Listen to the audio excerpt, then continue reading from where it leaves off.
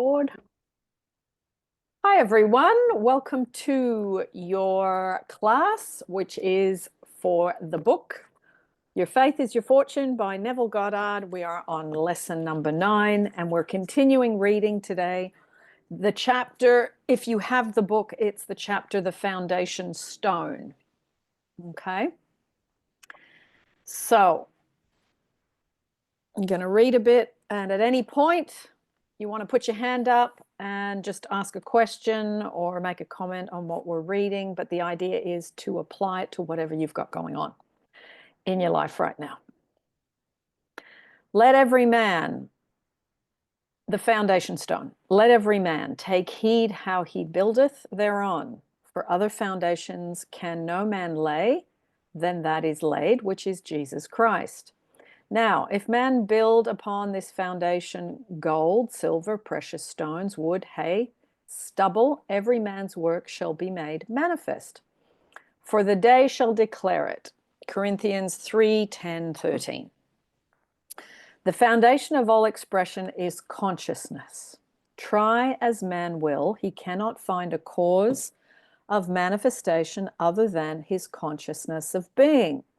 Man thinks he has found the cause of disease in germs, the cause of war in conflicting political ideologies.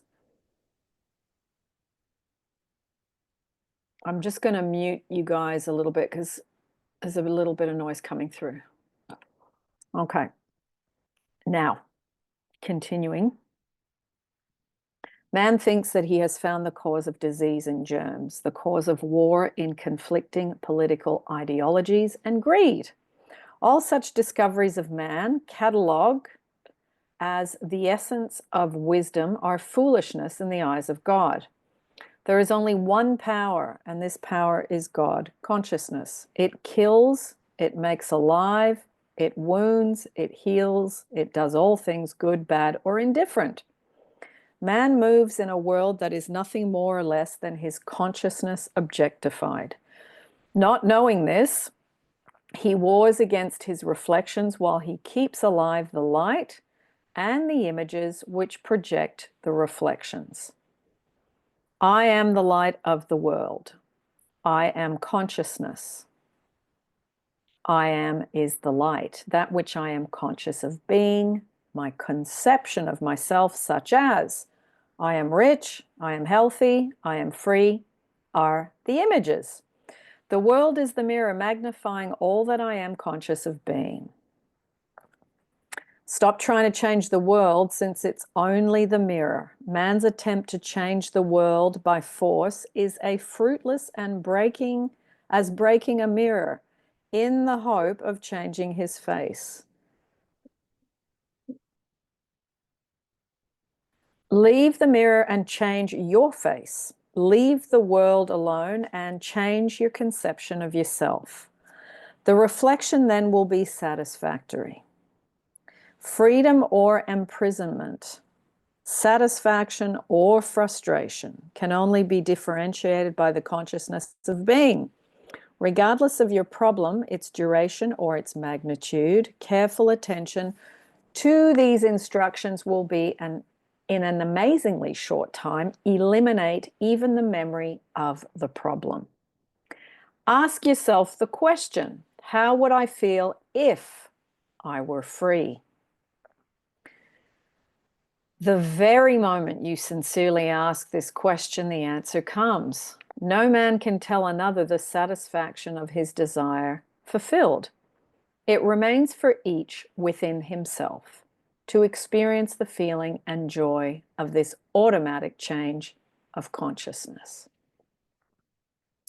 The feeling or thrill that comes to one in response to his self-questioning is the father state of consciousness or foundation stone upon which the consciousness change is built.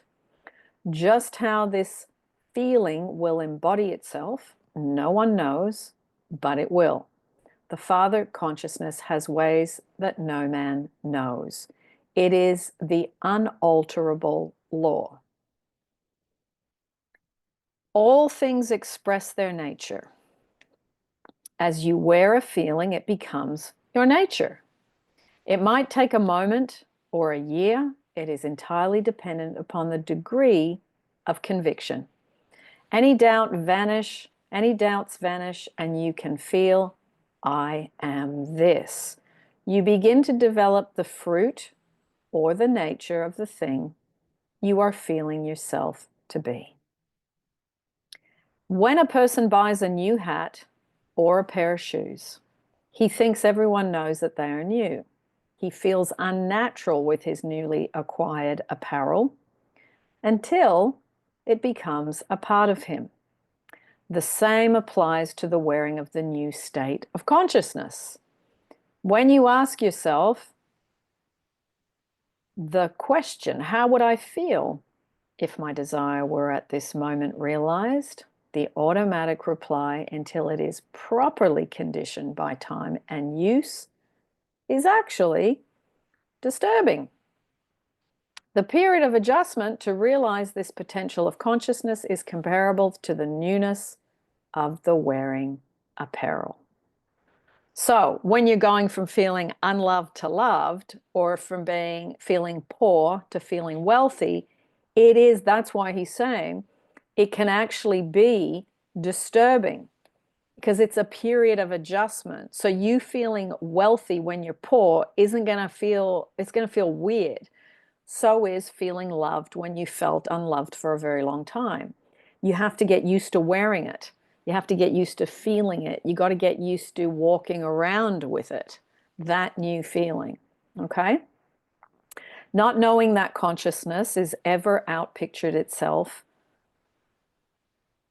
in conditions round about you. Like Lot's wife, you continually look back upon your problem and again become hypnotized by its seeming naturalness. Heed the words of Jesus, leave all and follow me. Let the dead bury the dead. Your problem might have you so hypnotized by its seeming reality and naturalness that you find it difficult to wear the new feeling or consciousness of your Savior. You must assume this garment if you would have results. The stone consciousness, which the builders rejected, would not wear, is the chief cornerstone, and other foundations no man can lay. So the whole thing in this very short chapter is about getting comfortable by practice, repetition, consistency. And like he said, it could take a moment, it could take a year. It depends. It depends how consistent you are, and it depends on how you can. It's a bit like when you ride a bike, you keep falling off, and then all of a sudden it clicks into place and you ride. Although you're shaky, you're riding. And then it starts to feel natural to just be on two wheels. So this is the same. Saying I am loved, saying I am healthy, saying I am wealthy will feel not natural in the beginning, and all this talk on YouTube about robotic affirmations. I mean, it doesn't have to be robotic. It just has to be that you do it with a desire to feel that new thing. And so many people I hear say, oh, affirmations don't work for me. Well, it's like, well, actually they do, because what you're living is an exact cookie cutter of the repetitive habitual negative thoughts you've been having, and thoughts that are repeated are you affirming. So you may not call it affirming, but that is getting extremely good at thoughts and affirmations, but in the negative way. So it's up to you how much you want to practice, and how much you want to improve your life, and how much you want to get out of depression, unlovedness, poverty, feeling sick, being overweight, feeling not good enough, whatever it is. It's this thing that you can practice. Oh, I mean, we've got our whole lives until we drop dead to practice. And that's a wonderful thing, because you can, not just because you're reading Neville's book, but through your own experience. I think your own experience, proving it to yourself, is one of the greatest ways to get more self-assured because you're not reading someone else's success story. You're living your own. Now, other people's success stories are good stepping stones, but until you have the experience around money, health, love, dropping weight, becoming, successful in your own business, whatever it is, until you experience it, then it's not just someone else's story on a page. Those stories can uplift and inspire you, but you still have to do the work. And I know a lot of people love subliminals and things like that. I'm not against them, but I do think doing the conscious work, so you know what you're doing and you are really looking at changing the consciousness of you in the daylight, in the day waking hours, that lets you know how well you're doing. Because if you're doing just subliminals at night, you're not sure. I mean, yes, the things can change, but firstly, you don't know what someone's put in a subliminal unless it's someone you know that's made it for you.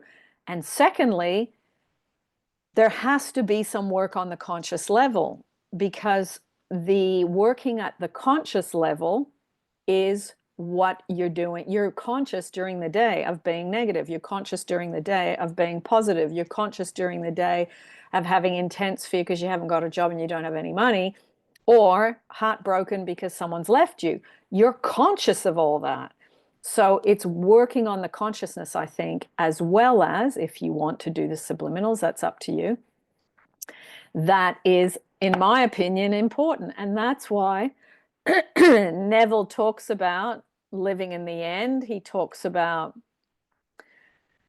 imagination creates reality. That's all work we do at the conscious level. So yes, there's two halves of the nut, the subconscious and the conscious, but I do think a lot of Neville's work, changing your state, all of that is done at the conscious level. Then the subconscious can take over at night once you get good at it. So this is exciting because whatever you're living right now, you're not stuck. It's not permanent, especially if it's something that's really unpleasant and you're not enjoying it. You're not stuck. It just requires some effort. Okay? Now, another chapter. To him that hath. Take heed, therefore, how ye hear. For whosoever hath, to him shall be given, and whosoever hath not, from him shall be taken, even that which he seemeth to have. Okay.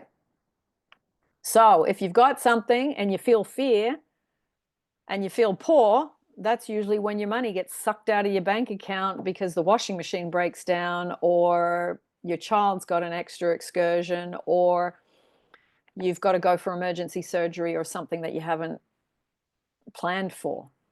When you're in fear, more stuff gets taken away. When you're in love, more stuff comes in. The state of love brings in, the state of fear takes away. So the energy of you is everything. The state you're in is everything. It is the magnet that repels or the magnet that pulls in.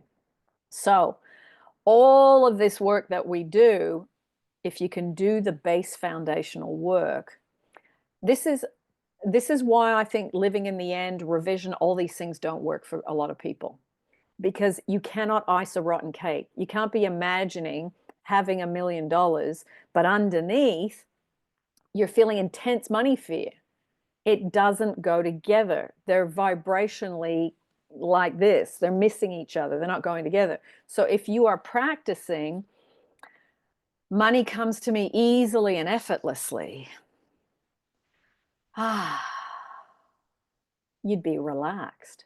The energy of relaxedness and feeling that money comes to you always, that energy will attract money because it's a vibrational match. Yes, Dionne, I am money wrapped in skin, thanks to our beloved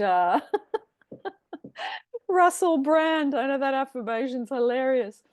I'm glad you've been using it. It's a good one. So you got to change You got to change the base foundation.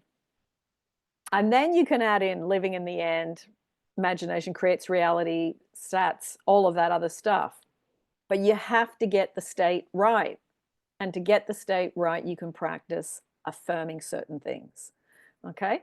So it's you got to do things in the right order. I see people trying to do living in the end, sats, scripts, imagination creates reality to attract somebody, but underneath they're feeling extremely unloved and unwanted. That's a waste of time because your energy is going to trump anything you visualize. Your energy is the strongest magnet. Okay?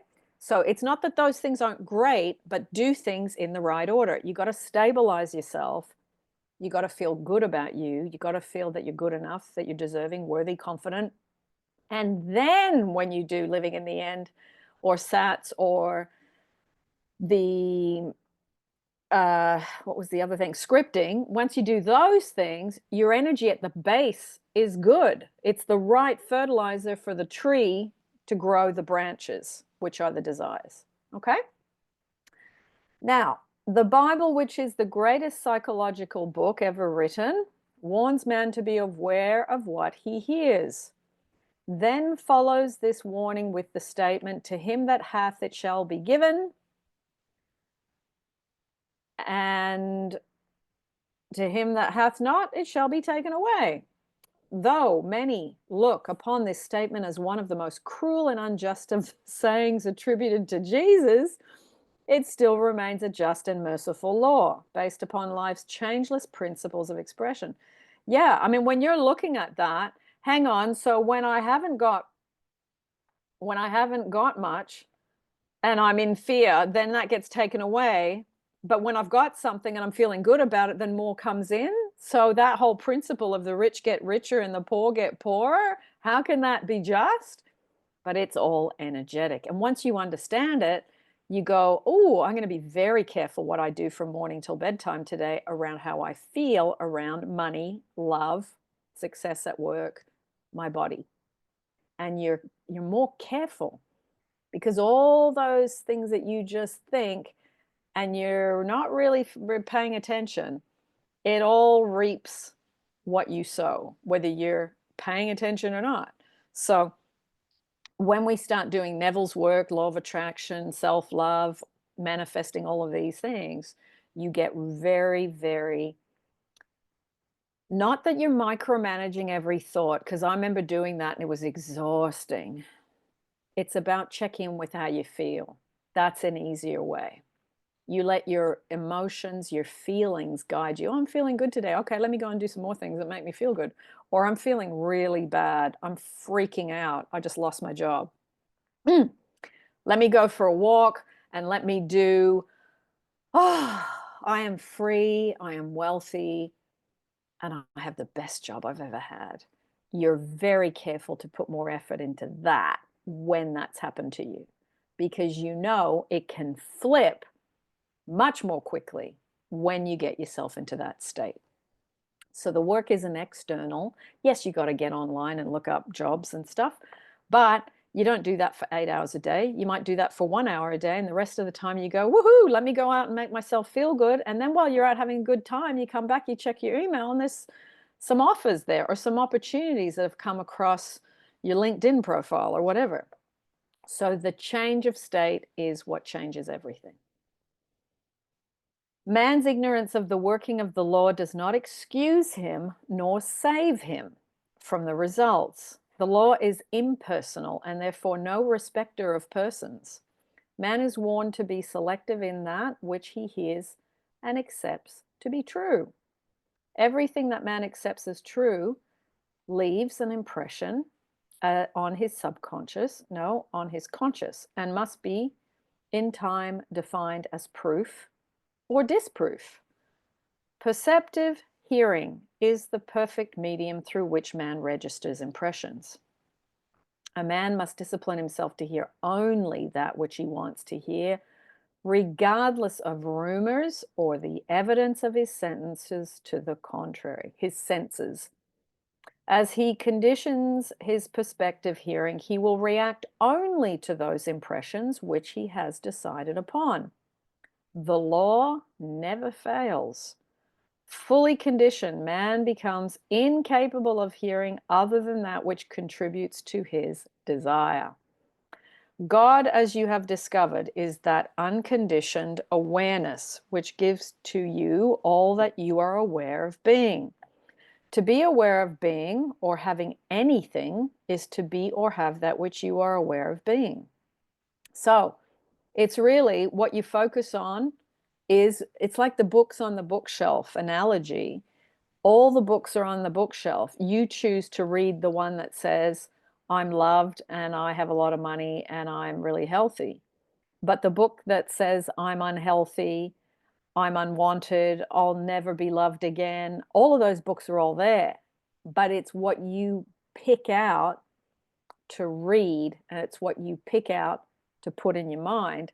That's going to be how you experience your daily life. Is you're going to see what you, not what you say you believe, not what you think you believe, what you really believe, because there is no mistakes, as in you get where you're really at.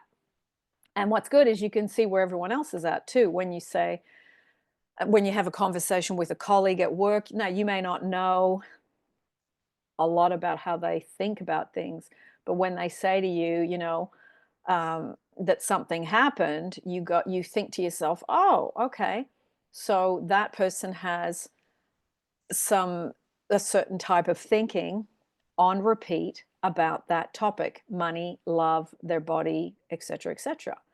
So it gives you a photograph of what's going on in people's heads when they tell you what they have going on. So that's really interesting when you start viewing everything that you hear as information about what someone's doing in here more than 51% of the time. Dionne, go ahead.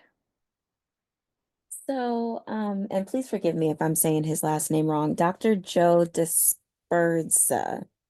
You know, Dispenza. yes, Yep. Dispenza. Yes. Yeah. And his thoughts on healing his body and things like that.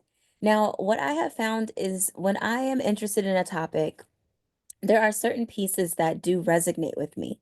So like with his, like there's something that I feel aligned with when it comes to being able to like heal your body, heal your mind, those types of things, but it's not happening.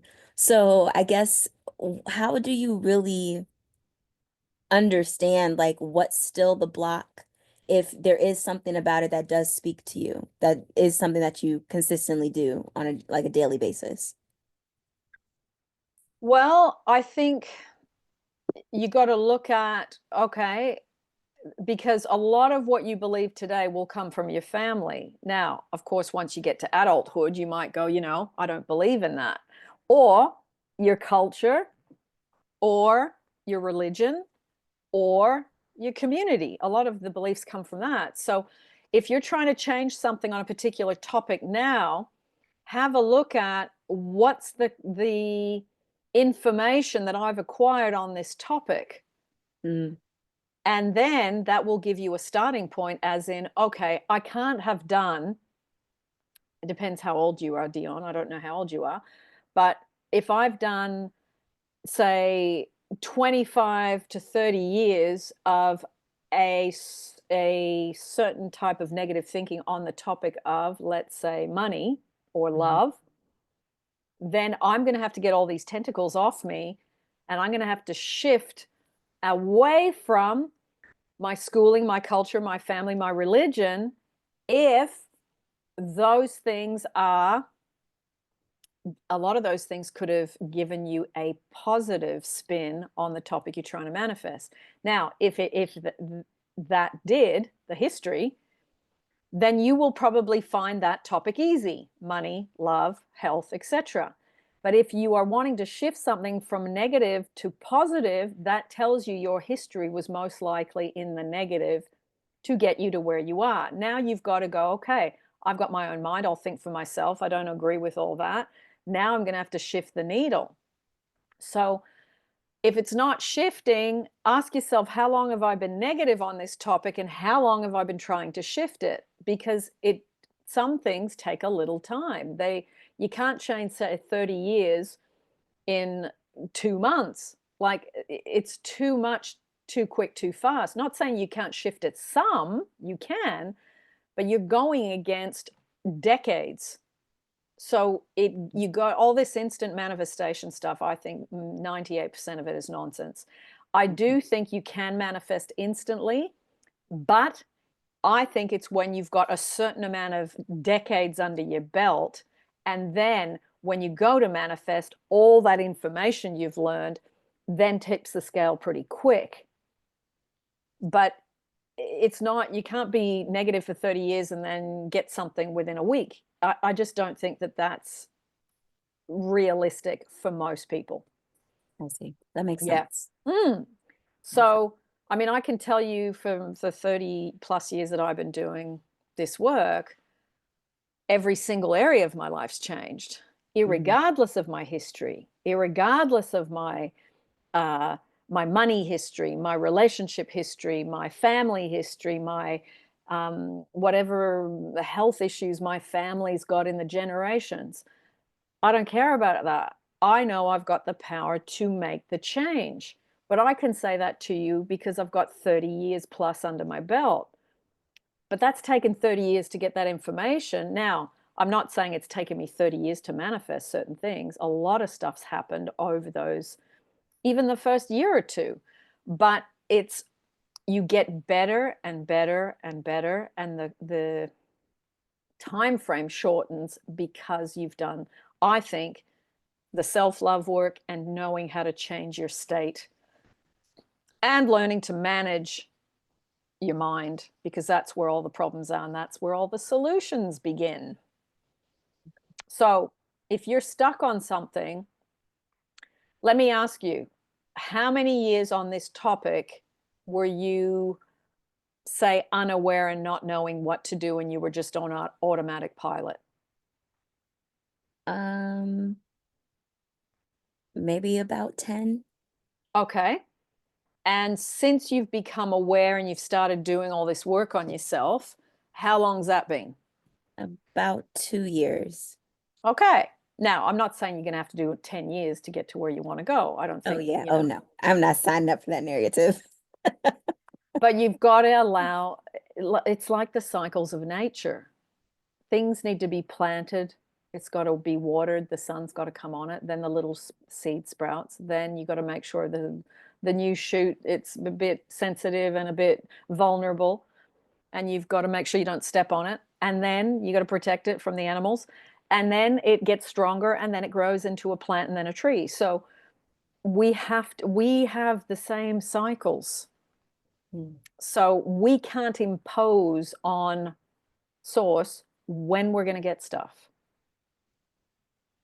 A lot of people try and set dates. I think that I've tried both. I've tried to set dates for manifestation. I've let things be open-handed and come when they're ready.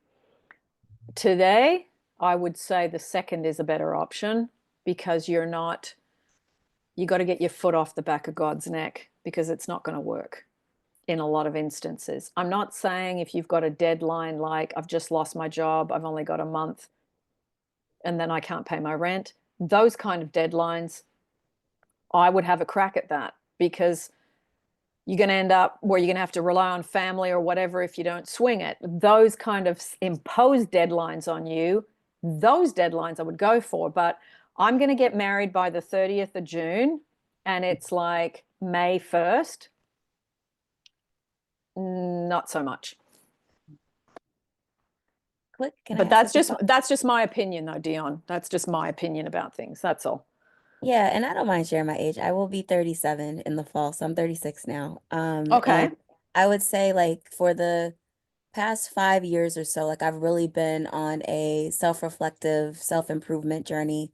Yeah. And there have definitely been things that I'm just like, oh yeah, this is the pathway for me, but it hasn't yielded something yet. And I guess my second question is it okay to still like be out learning behaviors? Because I think that that's really where the 2 years has come from, is I've been pushing and pulling and be like, okay, this is a previous practice. I'm now trying to get out of doing that consistently. And then, of course, old patterns still want to show up, and it's just a continuous process. But now I just feel if I make a decision, I'm able to stick to it, or my body will tell me, like it'll be like, yeah, that's not for you anymore. My mind will tell me Yeah. those types of things. So is that still normal to go through at this point?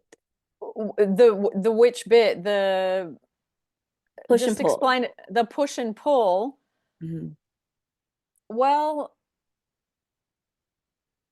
I think the better you get at surrender, letting go, and allowing, there is no push and pull anymore. Okay. Ask yourself, am I trying to, okay, can you give me an example? Because it's when there's examples, it makes it easier to kind of take a bite out of the meat on the bone. Can you give Yes. an example for the group? Yes. So, I used to be an athlete, a competitive Yeah. athlete, and when I got older, weight gets put on. And I'm not talking about like hundreds of pounds here. I really just want to lose like 20 to 30. And when I put my mind to it, things are going great. But, life happens and things get pushed to the back burner and all that type of stuff. And so, at first I used to think like, oh, I'm just trying to think of like the only thing I can explain is like get rich quick type of schemes. Yeah. But but then I'm like, no, like I don't want it to be something that's just for this moment. Like I do want it to be a lifestyle change. And when Yeah. I have like lost weight quickly, I wasn't doing things in a healthy manner, or I was stressed out. And so Yeah. my mind has gone back in the last 2 years to just be like, oh, well, then that's what you need to do. Like you need to go back to a job like that because you lost like 15 pounds straight out the gate. But I was like, no, it wasn't healthy. Yeah. Yeah. So I've just been going in like these weaving patterns, and I'm like, I just finally want to, I guess, find the right way, and Mm. um, the right way for me, but also the right way so that is sustainable, and it Mm. can now not be anything that I have to do anymore. Yeah, I see.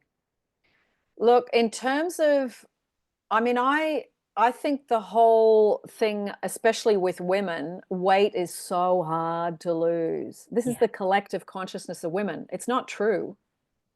I mean, if you can look up Dr. Berg and Dr. Mindy Pelez,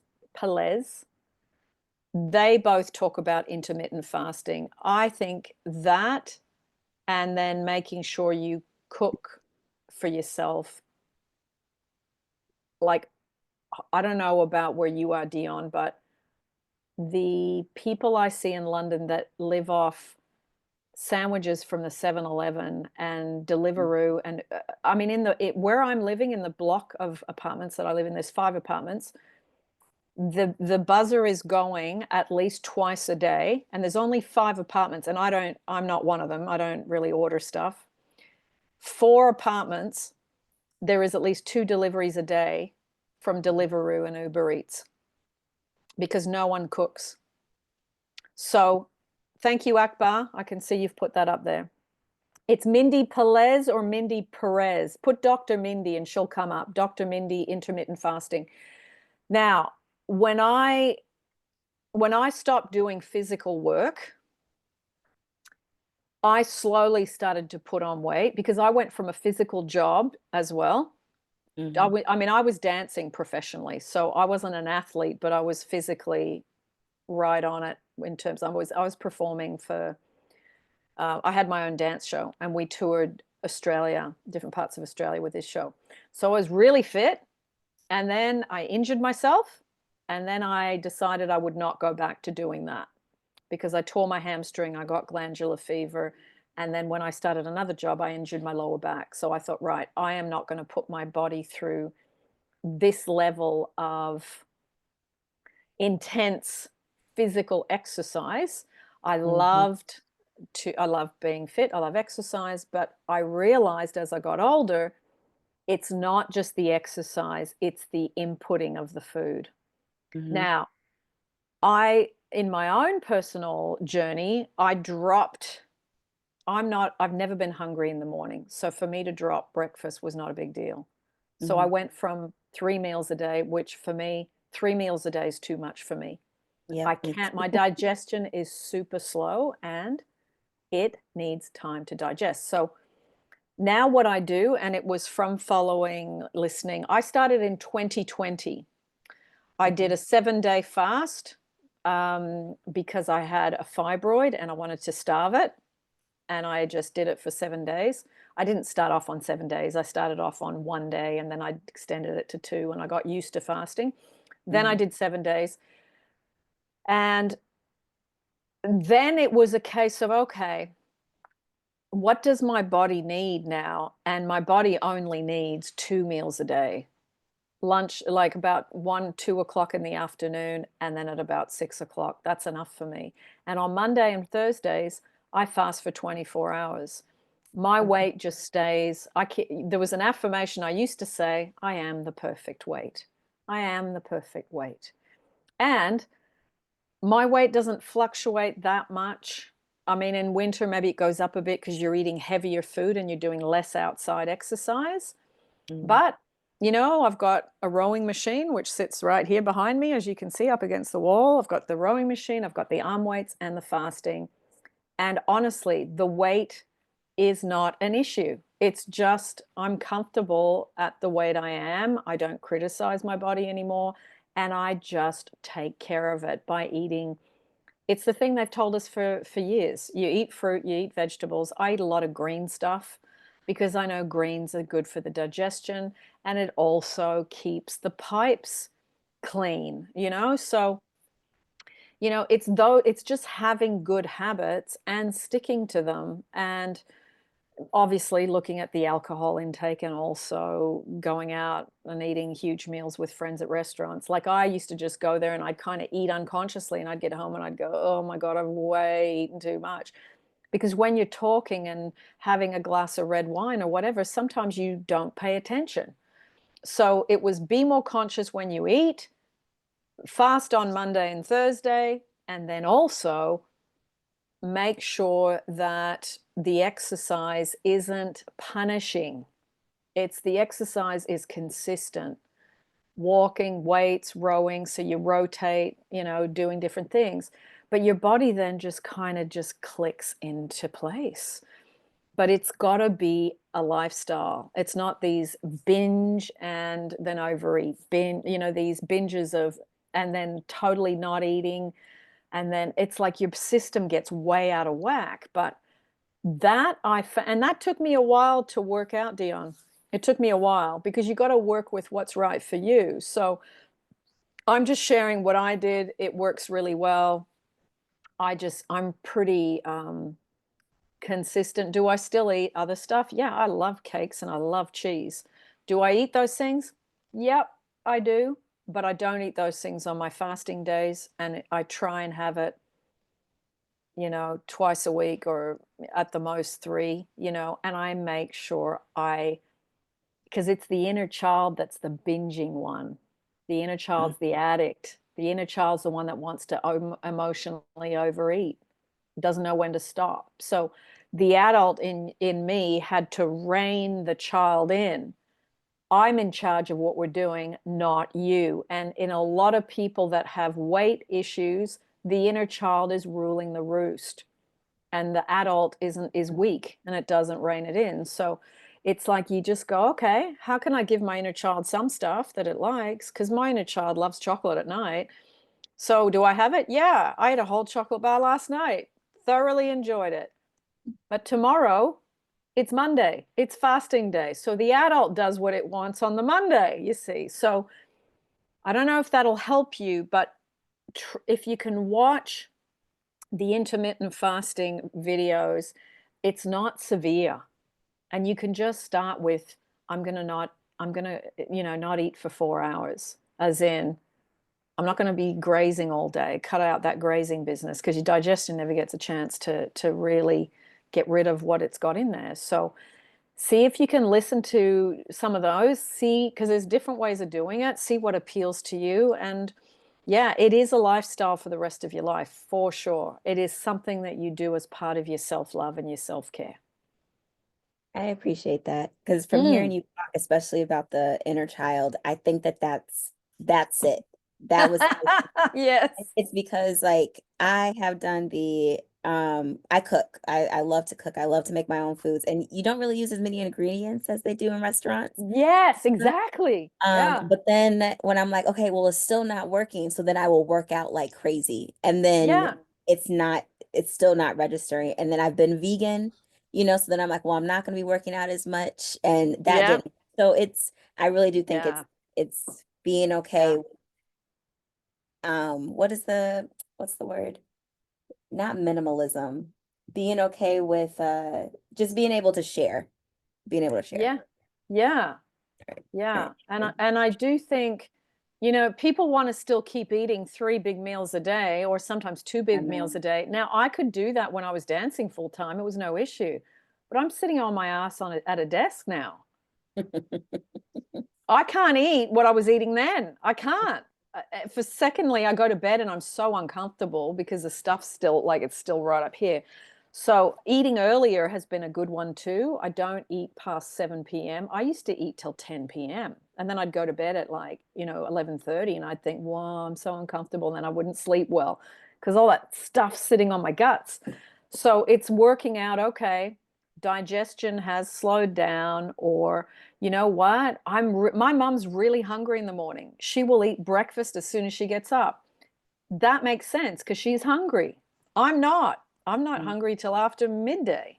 So it's also noticing, when am I actually hungry or when am I eating just because I think it's mealtime. It's getting past the 3 meals a day and going, let me listen to when I'm hungry as well. Thank you. So yeah, it's so good to talk about this because it isn't just about exercise. People that just exercise and eat huge meals don't often lose weight. It's like, well, I'm exercising every day. Yeah, but your intake's too much for your size or for what job you do. You got to take all these factors, I think, into consideration and go, okay, let me look at it and I'm going to learn, because I notice now that I eat less, I'm not as hungry. Mm. It's like I found the more I was eating, the more I wanted to eat. It's like it just Mm. increases and I got up to probably, I never had a real weight problem, but I was about probably a size and a half, maybe 2 sizes more than I am now. Mm. And for me, it made me sluggish. I was always like, oh, I don't have any energy. Whereas now it's like, okay, I don't have energy all the time, but I definitely have energy sometimes, and I certainly feel better when I don't go to bed when I've eaten really late. I know that gives me better sleep and I'm more energetic the next day. So yeah, all that food for thought. Thank you. I really appreciate it. Hope that helps. Now, which bit did we get up to? We're on the chapter to him that hath. Okay. In keeping with this changeless law, to him that hath not, it shall be taken from him and added to the one that hath. The rich get richer and the poor get poorer. Okay, we were just discussing that. You can only magnify that which you are conscious of being. All things gravitate to that consciousness with which they are in tune. Likewise, all things disentangle themselves from that consciousness with which they are out of tune.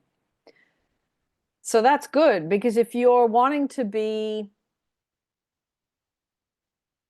loved and have money and to have the body that you want, you got to disentangle. When I was in Australia, this is something that I'm in London right now, but I lived in Australia for 32 years. And the Australian women would always say, "Oh, I just have to look at that and I get fat." And I thought, geez, you're going to put on weight and you haven't even eaten anything that tastes good. Like I just thought, I'm never going to say that, because if I'm going to eat something, I want to enjoy it. But that's the collective consciousness of the women in Australia, in Sydney, where I lived.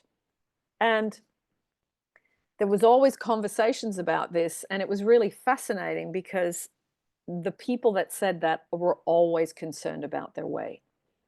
And the people that didn't say those things, that didn't have that in their consciousness, they could enjoy food, and whatever they ate, they never put on weight. So it's so interesting because putting on weight, it's about food, it is about exercise, but it's also the third hidden one, which is about the mindset and the thoughts that you have about weight and food and about your body. All things gravitate to that consciousness with which they are in tune. I'm going to read this bit again because it's really well said. Likewise, all things disentangle themselves from that consciousness with which they are out of tune. So if you stop thinking about food makes me fat, or you're overweight, no matter what you do, you can never get the weight off. If you stop thinking all of that, you disentangle yourself from it. Divide the wealth of the world equally among all men, and in a short time, this equal division will be as originally disproportioned. Wealth will find its way back into the pockets of those from whom it was taken. Instead of joining the chorus of the have-nots who insist on destroying those who have, recognize this changeless law of expression. Consciously define yourself as that which you desire. Once defined, your conscious claim established. Continue in this confidence until the reward is received. As surely as the day follows the night, any attribute consciously claimed will manifest itself. Thus, that which to the sleeping orthodox world is a cruel and unjust law becomes to the enlightened one of the most merciful and just statements of truth. I am come not to destroy, but to fulfill. Matthew 5:17. Nothing is actually destroyed. Any seeming destruction is a result of a change in consciousness. Consciousness ever fills full the state in which it dwells. The state from which consciousness is detached seems to those not familiar with this law to be destructive. However, this is only preparatory to a new state of consciousness. Claim yourself to be that which you want, filled, full. Nothing is destroyed, all is fulfilled. To him that hath, it shall be given. And really, if you feel I am love, then you experience I am loved. If you feel I am poor, then you experience no money. If you feel I am healthy, then your body follows suit and you will be healthy. So it's all linked. It's like the whole body and the whole extension of the external world is taking its cues from you every minute. It's like a live stream. So which means you can change the live stream at any point. This is what's so great. So if you want something, you have to change and become it on the inside. So it's getting very clear, but with yourself, and it's something you don't even have to discuss with anyone. What am I really doing on the topic of money, health, work, love? What am I doing? And, you know, Florence used to say, pray for the divine design, perfect health, perfect wealth, perfect love, and perfect self-expression, which is her way of saying it. You know, Neville talks about changing states. So you go from feeling poor to wealthy, which for some people, poor to wealthy, that didn't really work for me. I went from poor to feeling free. Then the money came because I thought I've never had wealth. I don't know what that feels like. So for me to say I am wealthy, it was just words. I didn't understand it mentally or emotionally. So for me, I had to say, okay, well, a wealthy person would be able to do what they want when they want. I can't. I'm trapped having to do this job, be here for this amount of hours, and do what my boss tells me. So I have no freedom apart from on my days off and after work. So I was thinking, okay, but a wealthy person would be free all the time. So I practiced I am free. When I would walk along the beach on a weekend, I would say, I am free, I am free, I am free. Or I would say the unexpected happens. My seemingly impossible good now comes to pass, which is a Florence affirmation. And then things started to shift because I had to say certain things in the way that my whole being understood it. Like, I am abundant, I'm prosperous. That didn't mean anything to me either. I'm quite visual. So a whole bunch of abundance and a whole bunch of prosperity, I can't really see an image with that. But if I said I am free and I knew the feeling of freedom because I had 2 days a week I was free, that meant more to me and I understood it and felt it more easily. That's then the way that I brought more money in, is through practicing I am free. So, and then I am love then brought in my specific person. It's like I practice going from unloved and unwanted to feeling loved and wanted. And both of those things shifted. And then it was, living in two places, working remotely, having a job that I love, seeing my family in Portugal, in France, in Australia, and people I know, my partner in London. So I was able to, all these places that were so far apart. And I remember years ago, like if you went on a holiday, it meant you were rich, In those days, there wasn't all this remote work. There was no YouTube, no Google, none of that. So if you went on a holiday once a year, it was like, wow, you're doing really well. And I know my relatives, if they went every 3 years, they were like, wow, we're doing well. Whereas, I mean, I, for years, moved around 4 times a year. So I collapsed what my family did to accelerating being able to do it more often.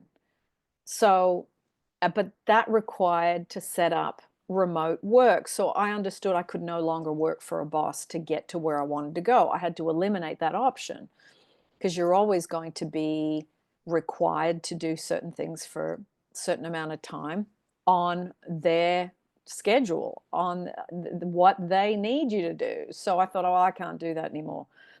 So the more I practice I am free, the more these opportunities to be free and the money to do it revealed itself. And then also I am love. Then now here's my relationship. It is now, I think we're going into the 13th year, and practicing I am love and I am secure and I am good enough, and getting good at that. Change the inside, change the consciousness, get good at it. And then there's the person that reflects that back to me, and that relationship's been going for, yeah, over a decade. So it's like all of the work is internal. Get good at it, be consistent. What I see with so many people, everybody's good at starting things and there's not very many that continue. That's why there's no, it's like going to the gym for 2 months, the New Year's resolution. I'm going to join the gym and I'm going to get fit. And then by mid-February, by Valentine's Day, you know, people are not going, or they're going once a week, and they've broken their commitment to themselves because they've pushed too hard, too quick, too fast. Going 5 days a week when you haven't been going at all, it'll kill you by the end of the second week. It's too much. But slow incremental changes over a long period of time, in my experience, has much better success rate for everything. Love, money, job, health. Just make a good change, make the habit so your body doesn't go into shock, so that you're, like in the example of the gym, you don't go through this excruciating pain because you've gone from not exercising to exercising like an athlete. Eventually you can't take it. But if you go, I'm going to go once a week for the first month, then I'm going to add in the second week twice a week. Then after that, I'm going to add in 3 times a week. Then I'm going to hold steady at 3 times a week for maybe 3 months. Then I'll see how I feel. Will I add in another one? Maybe not. Maybe I'll stay steady at that. So you don't sabotage yourself by trying to accelerate too much, too quick, too fast. So slow and steady means you can absorb, whether it's affirmations you're learning, having to do meditations because your self-love needs some work.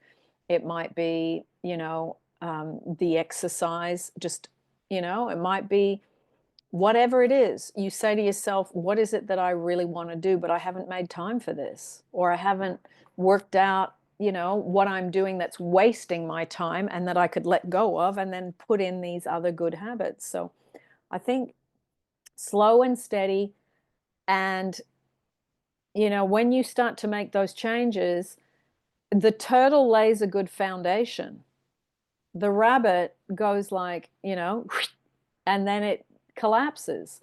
So if you can remember that, it means you don't have to go back and do something twice. Do it properly from the beginning. Do it steadily so you can commit to yourself. And then when you commit to yourself, that's when other people commit to you, whether it's a job or a lover or your family or whoever. It's look at where am I not committing to myself. I've been hearing this a lot this week. Oh, that person won't commit to me. It's like, and then I hear in the same 5-10 minutes, oh yeah, I started the self-love stuff or I started the affirmations, but you know, I've kind of been a bit inconsistent. It's like, okay, well, you're not committed to you, so someone can't commit to you if you're not committed to you. These things go together. The universe, God doesn't miss anything. We are negating ourselves a lot of the time. So if you can look at how am I negating myself and how can I really tighten up what I'm doing. We all get 24 hours in a day. We all get the same amount of time.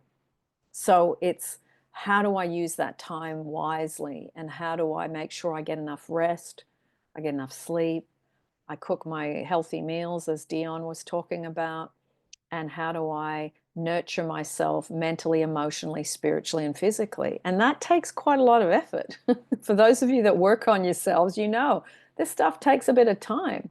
But boy, it's so worth it. And you feel so much better. And you don't, the anxiety, the not sleeping, the overeating, the addictions, all these things, they become a thing of the past. And it becomes that your life is calm. And I'm not saying it doesn't have any blips, but it's not like this big dramas, crises, financial stress, heartbreak. You're not up and down like a ping pong ball as much. It's much smoother. And that is a wonderful thing. So that brings us to the end of To Him That Hath chapter. These chapters are really short at the moment in this. Yeah, a lot of these are just 2 pages. So we'll continue next week on the next chapter. So I hope you're enjoying Your Faith is Your Fortune, and I will upload this tomorrow for you if you want to go back over it, or for those that did not get to watch or be here with us today. So feel free to unmute yourselves and say bye, everybody. Bye, Agnes. Bye, everyone. Thank you. Bye, everybody. Thank you. Bye. Akbar, thank you for putting the links in the chat. I appreciate that. Excellent. Thanks. No problem. No problem. See you soon, everyone. All right. Bye-bye.